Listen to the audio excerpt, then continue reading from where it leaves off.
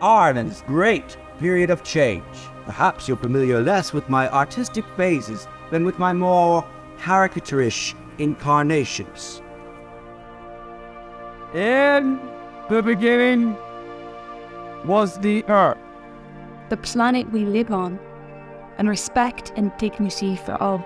Art can be an attempt to get to grips with the nature of the divisions in our world. The formation of the Irish state was very much linked to the male, I think, in terms of like the 1937 constitution, the Joyce, Wilde, all of these kind of, almost pantheons are supposed, but there was no attention given at all to any female writers.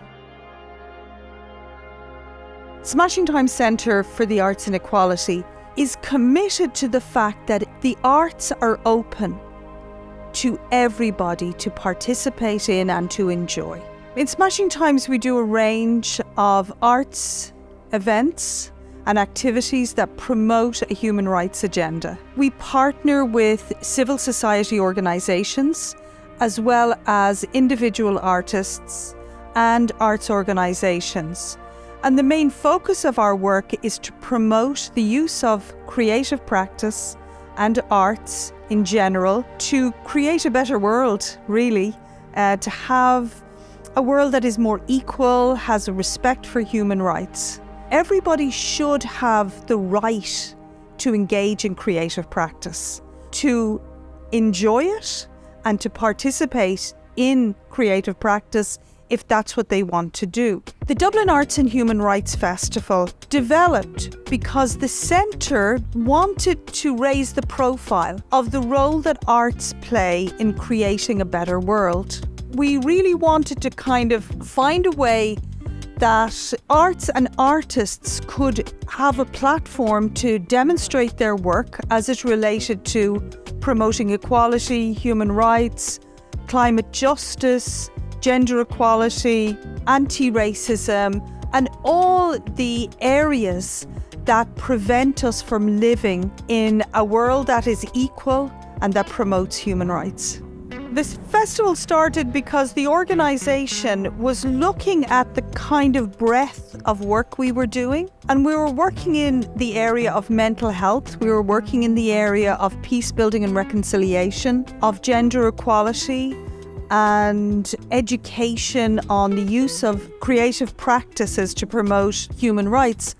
When we looked at that kind of work we were doing, we wanted to consolidate it, to bring it all together in one space where people could join with us to celebrate the use of creative practices to promote human rights. To engage with people to be involved in the festival, we spread the net very wide. We open it up through all our partners to get them, their client groups or their followers involved, as well as through all media, both social media and the regular media, just to let people know that this is going on and that people can be involved. My name is Mary Moynihan and I'm Artistic Director of the Smashing Times International Centre for the Arts and Equality. I'm a writer, a theatre and filmmaker, and I am the Curator and Director of the Dublin International Art and Human Rights Festival, and I'm also the mother of 4 children. State of the Arts, the nation state as both violator and protector of human rights, is a year-long programme initiated by Smashing Times, and the idea of the programme is to bring together 14 artists across different art forms. So we've visual artists, we've theatre artists, we've film artists, we've dance artists, we've writers, and the idea is to provide a forum where those artists can be supported to develop their art form around using the arts for equality, human rights and diversity.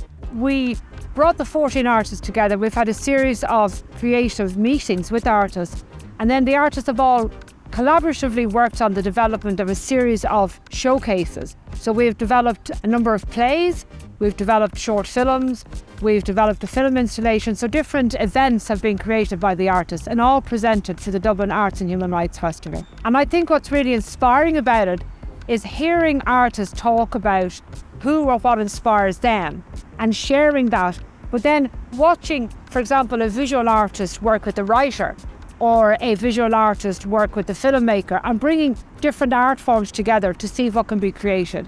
and it's all about human rights. So we have artists learning more about what human rights mean to them, but also telling us how their interpretation of human rights inspires or impacts on the work they make.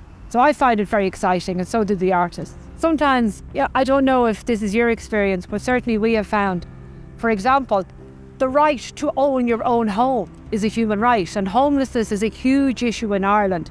A whole generation of young people are being denied the right to have somewhere to live. We have a huge homelessness crisis in our country, and I think that's happening across Europe, because for me that's very much a part of this divide between rich and poor, the inequality around wealth that's happening in our world, where you have a whole generation of young people with no access to proper employment and limited access to education and to medical health care, and now also denied the right somewhere to live. And with the United, with the Declaration of Human Rights, the right to leisure. We all have the right to leisure as a human right. We all have the right to proper health care, the right to education, the right to move freely. And I think fundamentally the right to be who we want to be and express who we are. So that's what we're trying to, I suppose, generate talk and debate around what those rights are, but in a poetical, creative way. We would always say that when you create a piece of art, it's only 50% or half the circle, and the full circle is only complete when your audience are a part of that. So you're presenting work not just at audiences, you want audiences then to engage. So either talk with you in post-show discussions, or maybe interact with you during the performance, so that you're getting a sense of the feedback from the audience and you're getting them in creative conversation. But for example, Gathering on the Pond is a fun play where we've had schools in, and one of the performances, there was something like 70 young people watching the performance, but a number of the young children actually got up on the stage. So when they were talking about the environment, the young people would go over and look at the pond, or they would come up and touch, one of the characters plays a number of birds, so they would come up and touch her costume and talk to her. And there's a little bit of interaction between the actors and the audience. But we particularly like to have post-show discussions. That's where a lot of our interaction can happen.